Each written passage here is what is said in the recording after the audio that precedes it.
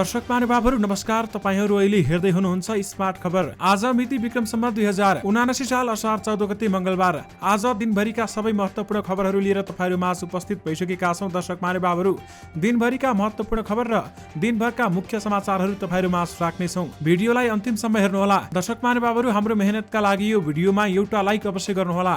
त्यसैगरी यदि तपाईहरूले अहिलेसम्म हाम्रो च्यानल स्मार्ट खबरलाई सब्स्क्राइब गर्नुभएको छैन भने सब्स्क्राइब गर्नुहोला। साथै छेउमारेको बेल घण्टीमा क्लिक गरी अलमा क्लिक गर्न पनि नबिर्सिनुहोला। आउनुहोस् दर्शक महानुभावहरू, आज दिनभरिका मुख्य समाचार सुरु गरौं। मुख्य समाचारका शीर्षकहरूबाट। पोखरा महानगरले तोकेको फेवातालको मापदण्ड कार्यान्वयन गर्न सर्वोच्चको रोक।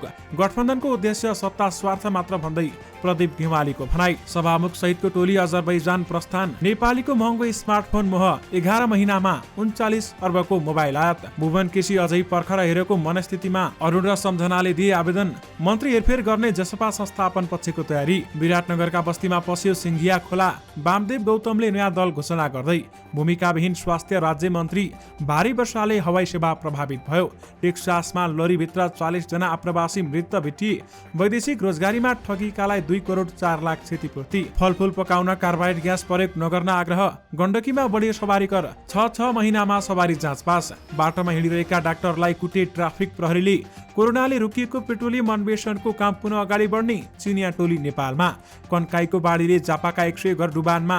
यसबारे महत्त्वपूर्ण जानकारी। एआइजी विश्वराज पोखरेल जेठ 25 देखि नै गैर हाजिर। भाइरल बालकहरू कोहीलाई घर कोही सडकको भर। फेवातालको नयाँ मापदण्ड लागू नगर्न सर्वोच्चको आदेश। वामदेवको पार्टीमा छोरा र श्रीमती पनि केन्द्रीय सदस्य। एमाले कैलालीको जिल्ला अध्यक्षलाई जिम्मेवारी पदबाट हटायो। रामकुमारी झाँक्रीले एक सातापछि मात्रै मन्त्री निवास छाड्ने। मिटमणिको डेरामा पार्किङ भएन। सिंघिया खोला बस्तीमा पस्दा विराटनगरका 25 घर क्षतिग्रस्त।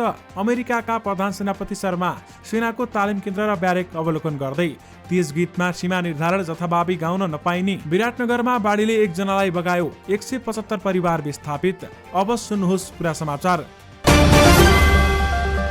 अविरल वर्षासँगै आएको बाढीका कारण विराटनगर र कटहरीमा 175 घर परिवार विस्थापित भएका छन्। सिंघिया खोलामा आएको बाढी बस्तीमा पस्दा 175 परिवार विस्थापित भएका हुन्।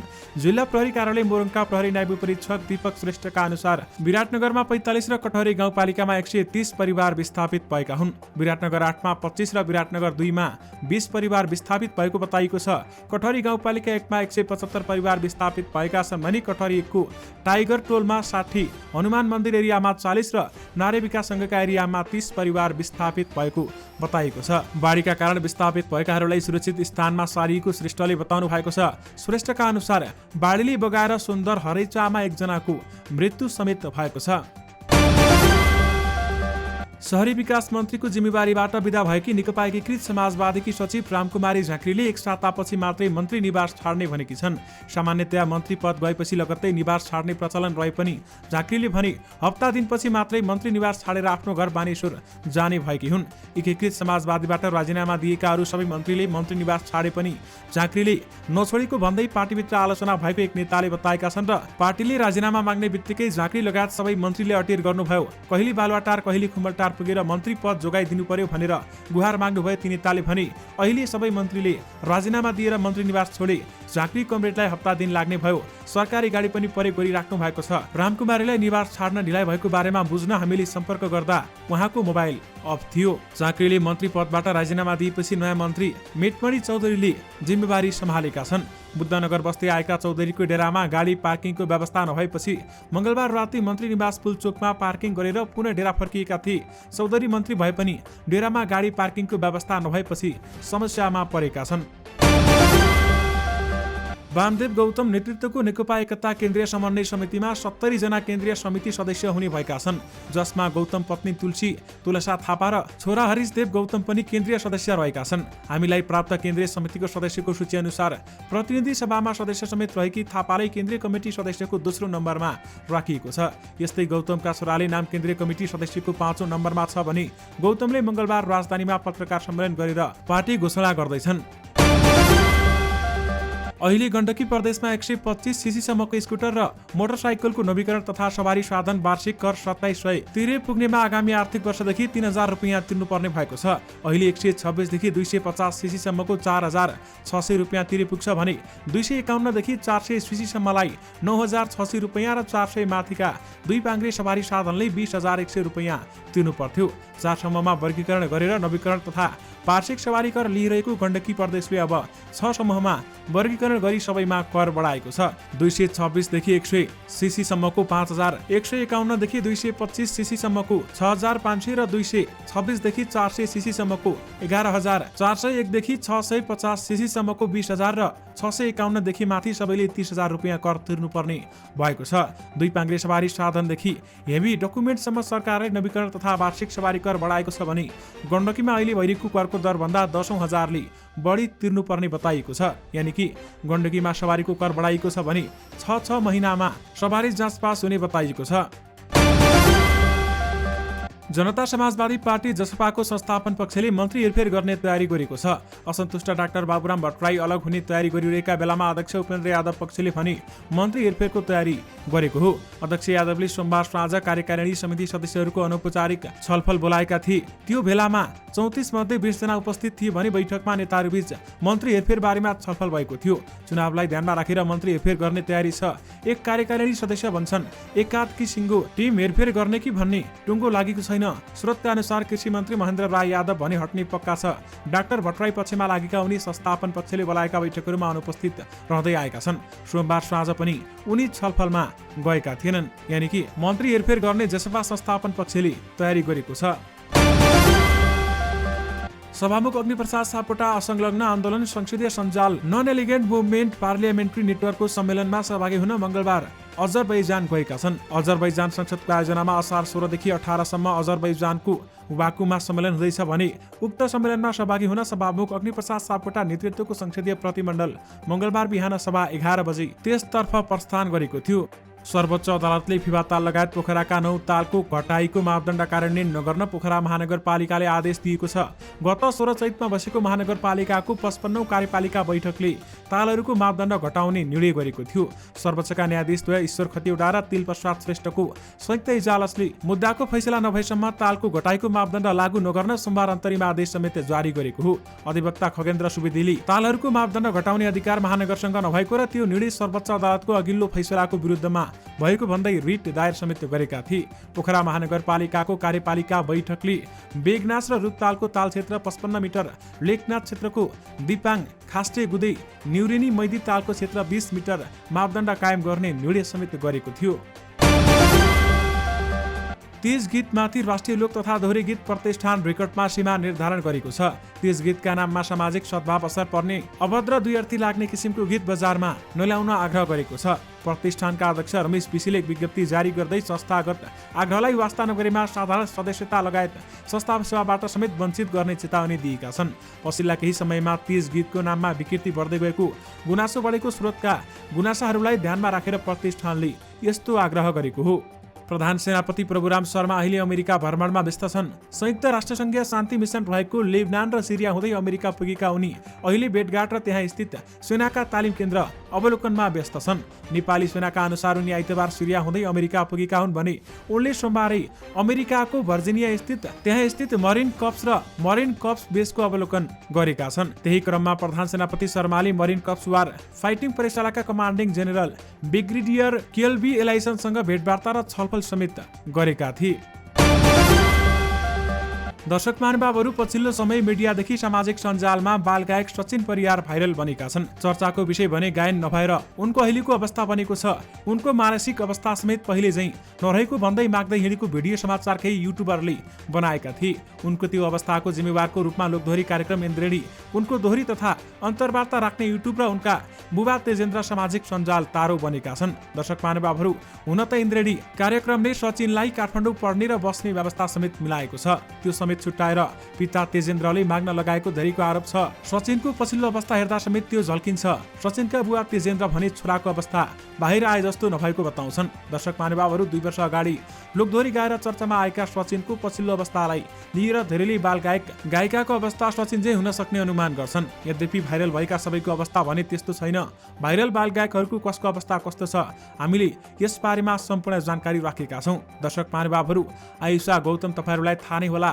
7 वर्षको उमेरमा गीत गाएर चर्चामा छाएकी आयुषा गौतम अहिले अध्ययन र गीत सङ्गीतलाई एकसाथ अगाडि बढाइरहेकी छिन्। काठमाडौँ गोठाटार स्थित अक्षरिका स्कुलमा कक्षा 5 मा अध्ययनरत उनी गायकको अलावा म्युजिक भिडियोमा समेत अभिनय गर्दै चारैतिर हाई हाई रहेकी छिन्। दर्शक महानुभावहरू, त्यसै गरी अशोक दर्जी झापाको दमक नजिकै भालु खोलाको गरिब परिवारमा जन्मिएका अशोक दर्जी एक समय गीत गाएर भाइरल भएका थिए। 3 वर्षको उमेरदेखि नै गाउन थालेका उनी आर्थिक अवस्थाका कारण सडक छेउमा गाएर पैसा सङ्कलन गर्थे भने स्कुल समेत छाडेर स्थानीय बजारमा गाउँदै हिँड्ने उनी अहिले करिब 5 वर्षदेखि गायक तथा सङ्गीतकार टङ्क बुढाथोकीको घरमै संरक्षणमा रहेका छन्। र दर्शक महानुभावहरू, टङ्ककै मन बिनाको धन ठुलो कि गीत गाएर सर्वत्र चर्चा कमाएका उनी अहिले काठमाडौँ 3 कुनी एप्पल इन्टरनेसनल स्कुलमा कक्षा 5 मा अध्ययनरत रहेका छन्। उनले त्यहाँ राम्रो पनि अध्ययन गरिरहेको बताइएको छ। त्यो देख्दा खुसी लागेको टङ्क बुढाथोकीले बताउने गरेका छन्। त्यसै गरी कमला घिमिरे केही वर्ष अगाडि दोहोरी गाएर भाइरल भएकी थिइन्। दादेङकी बालिका कमला घिमिरे 11 वर्षकी हुँदा भाइरल भएकी उनी अहिले 14 वर्ष पुगेकी छन्। उनी अहिले दादेङको डामगाडे माविमा कक्षा 9 मा पढ्दैछिन् भने गीत सङ्गीतबाटै कमलाको अवस्था राम्रो भएको उनकी आमा देवकी घिमिरे समेत बताउँछिन्। दर्शक महानुभावहरू, त्यसै गरी अर्का गायक रहेका छन् प्रेम परियार। 13 वर्षको उमेरदेखि दादेङको मलेखु सडकमा गीत गाउँदै हिँड्थे प्रेम परियार। केही सङ्गीतकर्मीले उनलाई काठमाडौँ ल्याएका थिए र यी आँखामा तिमी छौ, यो मनमा तिमी छौ, देखाउन पुत गाह्रो, जीवनमा तिमी छौ भन्ने खालको गीत अथवा नाइ नभन्नु ल 2 को गीत उनलाई निर्देशक विकास आचार्य र सङ्गीतकार वसन्त सापकोटाले गाउन लगाएका थिए। त्यसपछि रातारात हिट भएका उनले अध्ययन गायन दुवैमा अवसर पाए। अहिले 23 वर्षको भएका छन् प्रेम। हल्का फुल्का गीतहरू गरिरहेको बताउने उनी स्नातक अध्ययनरत छन् र पढाइका कारणले काम थोरै गरिरहेको बताउने उनले करिब 15वटा गीत गाएका छन्। पछिल्लो समय आफै कमाउँदै अध्ययन गरिरहेको उनले सुनाएका छन् र पहिले जस्तो मेरो क्रेज छैन, त्यस्तो क्रेज फर्काउन एउटा गीत ल्याउँदैछु भन्दै उनले भनेका छन्। त्यसै गरी विक्रम कार्की केही वर्ष अगाडि गीत गाएर भाइरल भएका थिए। विक्रम कार्की भाइरल हुँदा उनी 13 वर्षका थिए। अहिले भने 19 वर्षको भएका छन्। बेबी लोन इन्टरनेसनल स्कुल शान्तिनगरबाट एसवी दिएर बसिरहेका उनले गायन भने छाडेका छैनन्। दर्शक महानुभावहरू, कुनैलाई गायन क्षेत्र अथवा भाइरल भएर राम्रो भएको छ भने कुनैले माग्नु परेको छ। त्यो तपाईँहरूले सामाजिक सञ्जालमा देखिरहनु भएको छ। दर्शक महानुभावहरू, यस बारेमा थप केही जानकारी आउने बित्तिकै तपाईँहरूमा पक्कै पनि लिएर आउने नै छौँ।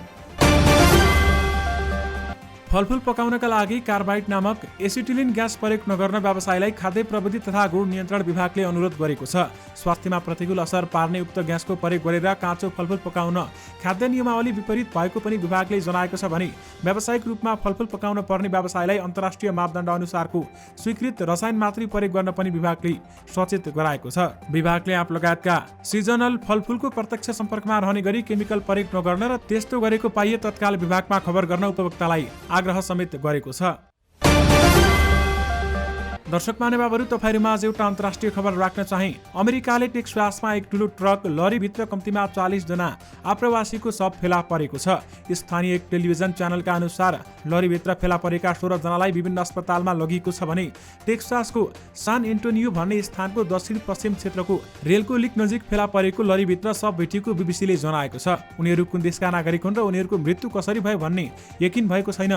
सामाजिक सञ्जालमा सेयर गरिएको घटनास्थलको तस्बिरमा प्रहरीसहित लरी वरिपरि आपतकालीन सेवाका सदस्यहरू देखिन्छन्। सो लरीका चालक फेला परेका छैनन् र न्युयोर्क टाइमका अनुसार प्रहरीले चालकको खोजी गरिरहेको छ। दर्शक महानुभावहरू, देशका विभिन्न ठाउँको हवाई सेवा आज प्रभावित भएको थियो। अति वर्षाका कारण हवाई सेवा प्रभावित भएको थियो भने त्रिभुवन अन्तर्राष्ट्रिय विमानस्थल स्रोतका अनुसार आज विराटनगर, भैरवा, सुर्खेत, पोखरा, दनगढी, तुमलिङ टारका उडानहरू प्रभावित भएका थिए। त्रिभुवन अन्तर्राष्ट्रिय विमानस्थलमा उपकरणमा आधारित प्रणालीबाट मात्रै हवाई उडान भइरहेको स्रोतको भनाइ छ भने दर्शक महानुभावहरू, केही समय अगाडिसम्म सबै एयरपोर्टहरू बन्द भएका थिए, यानि कि उडानहरू बन्द भएका थिए। यद्यपि अहिले मौसम सफा हुने बित्तिकै धेरैजसो एयरपोर्ट अथवा उडानहरू भने हुन थालेका छन्। दर्शक महानुभावहरू, अहिले देशभर मौसम फलिरहेको छ। जल तथा मौसम विज्ञान विभागले सोमबार नै विशेष बुलेटिन जारी गरी मंगलबारदेखि बिहीबारसम्म भारी वर्षाको सम्भावना रहेको र सतर्क रहन आग्रह समेत गरेको थियो। अविरल वर्षासँगै सिङ्गिया खोलामा आएको बाढी बस्तीमा पसेको छ। मंगलबार बिहान विराटनगर महानगरपालिका वडा नम्बर 8 खोला किनार बस्तीमा पसेको थियो भने सिङ्गियाको बाढीका कारण खोला किनारमा 25 परिवार विस्थापित भएका छन्। जिल्ला प्रहरी कार्यालय मोरङका प्रहरी नायब परीक्षक दीपक श्रेष्ठका अनुसार विस्थापितहरूलाई सुरक्षित स्थानमा सारिएको छ। खोला किनारमा अन्य बस्ती पनि बाढीको जोखिममा परेका छन्। सिङ्गियाको बाढीका कारण कटहरी 1 खोला किनार बस्तीमा पनि पानी पसेको छ भने विराटनगर 2 को खोला किनारमा बस्तीमा पनि पानी पसेको छ। स्थानीय सुभाष कामतका अनुसार बाढीले बस्ती छोएपछि स्थानीय बासिन्दाले अन्यत्र सर्ने गरी तयारी गरिरहेका छन्। चलचित्र विकास बोर्डले अध्यक्ष पदका लागि मंगलबार मध्याह्नसम्म 2 जनाले आवेदन दिएका छन्। सञ्चार मन्त्रालय अन्तर्गतको संस्थान समन्वय शाखाले दिएको जानकारी अनुसार निर्देशक सम्झना उप्रेती र अरुण प्रधानले आवेदन दिएका छन्। आवेदनको म्याद दिन 5 दिन बाँकी छ भने अध्यक्ष बन्नका लागि दौडधुप गरिरहेका अर्का आकांक्षी तथा अभिनेता भुवन केसी अझै पर्खर हेरेको मनस्थितिमा रहेका छन्। उनी अध्यक्ष बन्नका लागि आन्तरिक गृह कार्य गरिरहेका छन्। अध्यक्ष बन्ने निश्चित भएपछि मात्र आवेदन दिने मनस्थितिमा भुवन रहेको निकट स्रोतले जानकारी दिएको छ। उहाँ अझै पनि शक्ति केन्द्र संघको लबिङमा हुनुहुन्छ। अध्यक्ष बन्ने निश्चित भएपछि मात्र आवेदन दिने तयारी गरिएको छ भने अन्तिम समयसम्म पनि दिन सक्नुहुन्छ भन्दै स्रोतले बताएको छ। नेपालमा महँगा मूल्यको स्मार्टफोनको प्रयोग उच्च दरमा बढ्न थालेको छ। स्मार्टफोनको माग बढेपछि बार फोनको आयात कम हुँदै गएको छ भने स्मार्टफोनको माग र आपूर्ति चुलिँदैछ। चालु आर्थिक वर्षको पहिलो 11 महिना साउन जेठमा करिब 39 अर्ब रुपियाँ बराबरको मोबाइल आयात भएको छ भने भन्सार विभागको तथ्याङ्क अनुसार 11 महिनाको अवधिमा 38 अर्ब 89 करोड 39 लाख रुपियाँ बराबरको मोबाइल आयात भएको छ भने यसमध्ये 8,27,000 वटा महँगा स्मार्टफोन रहेका छन् भन्दै बताइएको छ। प्रमुख प्रतिपक्षी नेकपा एमालेका उपमहासचिव प्रदीप गेवालीले गठबन्धन सरकारको एकमात्रै उद्देश्य सत्ता स्वार्थ भएको बताएका छन्। भरतपुरमा सञ्चारकर्मीहरूसँग कुरा गर्दै उपमहासचिव गेवालीले गठबन्धन सरकार आएदेखि मुलुकले एकपछि अर्को गम्भीर सङ्कटको सामना गरिरहेको टिप्पणी गरेका छन्। मुलुक आर्थिक हिसाबले मुलुक अत्यन्त जोखिमको अवस्थामा पुगेको भन्दै उनले भनेका छन्, अर्थतन्त्रका हरेक सूचकहरूमा रातो बत्ती बलिरहेको स्थिति छ। मुलुकको अर्थतन्त्र कुन बेलामा कोल्याप्स हुन्छ भन्ने गम्भीर आशंकाले अर्थशास्त्री व्यवसायी तथा आम जनता चिन्तित भएको समेत गेवालीको धारणा रहेको छ। पूर्व परराष्ट्र मन्त्री समेत रहेका गेवालीले मुलुकको बाह्य सम्बन्धमा गम्भीर विचलनहरू देखा परेको समेत दावी गर्नुभएको छ। सुरक्षित आप्रवासन सामी परियोजना तनहुँले वैदेशिक रोजगारीका क्रममा ठगिएकालाई 2,04,65,000 क्षतिपूर्ति दिलाएको छ। आर्थिक वर्ष 2077-78 मा वैदेशिक रोजगारीका क्रममा ठगी, जालसाजी तथा पासपोर्ट होल्डमा राखिएका घटनाका पीडितहरूलाई समितिले उक्त क्षतिपूर्ति रकम दिलाउन सहजीकरण गरेको हो। वैदेशिक रोजगारमा गएका कामदार र उनीहरूका परिवारलाई कानुनी सहायताका लागि प्राप्त उजुरी 105 मध्ये 56 घटनाको पूर्ण रूपमा र 49 वटाको आंशिक समाधान गरिएको परियोजनाले जनाएको छ। गए रातिदेखि परेको वर्षाका कारण झापाको कन्काई नदीमा पानीको बहाव बढेको छ। कन्काईको बाढीले करिब 100 घर डुबानमा परेका छन् भने कन्काईको एक बंगालो बस्ती पसेको छ। इलाका प्रहरी कार्यालयका शिवगञ्ज पूर्वको बस्ती डुबानमा परेको हो भने उनीहरूलाई सुरक्षित स्थानमा लैजाने तयारी गरिएको छ। मेची, निन्दा, बिरिङ, कन्काई, रतुवा लगायतका नदीमा पानीको सतह बढेको छ भने यी नदीमा बाढी आउँदा भद्रपुर, कचनकवल, झापा, शिवस्ताक्सी, गैरीगञ्ज, गैरादह र दमक नदीमा बाढी आउँदा वर्षेनी यहाँका बस्ती प्रभावित हुने गरेका छन्। विशेष गरी कन्काईको बाढीले झापाका 100 घर डुबानमा परेका छन्। प्रहरी अतिरिक्त महानिरीक्षक एआइजी विश्वराज पोखरेल जेठ 25बाट कार्यालयमा हाजिर भएका छैनन्। उनले मागेको बिदा आइजिपी धीरज प्रताप सिंहले दोस्रो पटक अस्वीकृत गरेका थिए भने जेठ 25 गतिबाट गैर हाजिर भएका पोखरेललाई काममा फर्किने प्रहरी प्रधान कार्यालयले अनुरोध गरेको छ। तर उनी अदालतमा विचाराधीन मुद्दाको टुङ्गो नलागुन्जेल काममा नफर्किने बताउँछन्। वैशाख 18 मा मन्त्री परिषदले धीरज प्रताप सिंहलाई आइजिपी नियुक्त गरेपछि पोखरेलले पेश गरेको 30 दिनको विधा पूर्वी आइजिपी शैलेश थापा छेत्रीले स्वीकृत गरेका थिए। सो विधा सकिएपछि पोखरेलले थप 2 पटक विधा मागेका हुन्। नेकपा एमाले पार्टीका कैलाली अध्यक्ष रतन थापालाई जिम्मेवारीबाट हटाएको छ। सुदूरपश्चिम प्रदेश कमिटीको बैठकले अध्यक्ष थापालाई अनुशासनको कारबाही गर्दै पदबाट हटाउने निर्णय गरेको हो। स्थानीय तहको निर्वाचनमा जिल्लामा आफ्नै पार्टीका उम्मेद्वारलाई हराउन सक्रिय रहेको भन्दै उनलाई अध्यक्ष पदबाट हटाइएको प्रदेश सचिव धर्मराज पाठकले जानकारी दिनुभएको छ। उनको साधारण सदस्य भने कायमै रहने गरी निर्णय भएको छ।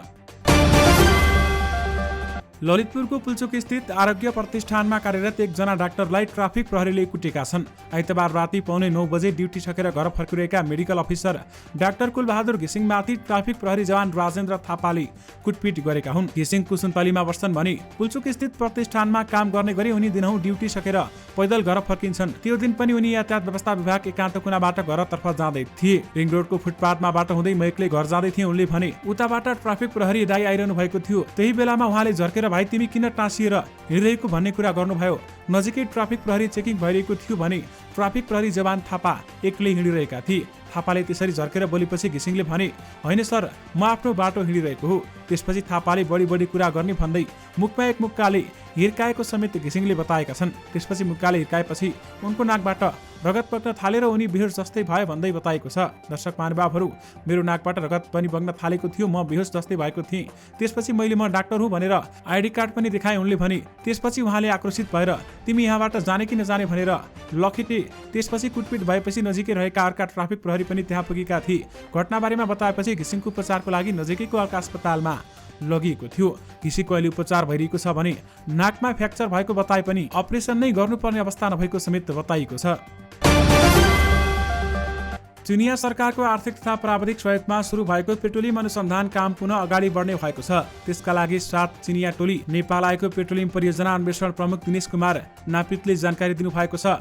पेट्रोलियम अन्वेषणको काम अघि बढाउन 7 जना चिनिया आएका छन् भने उनीहरूसँग हाम्रो हिजो साँझ भेट भयो भन्दै उनले भनेका छन्। उनका अनुसार चिनिया टोली अहिले दैलेखमा ड्रिलिङ इक्विपमेन्ट लैजान सकिने नसकिने, खर्च के कति लाग्ने भन्ने विषयमा अध्ययन गरेर फर्कने छन् भन्दै बताएको छ।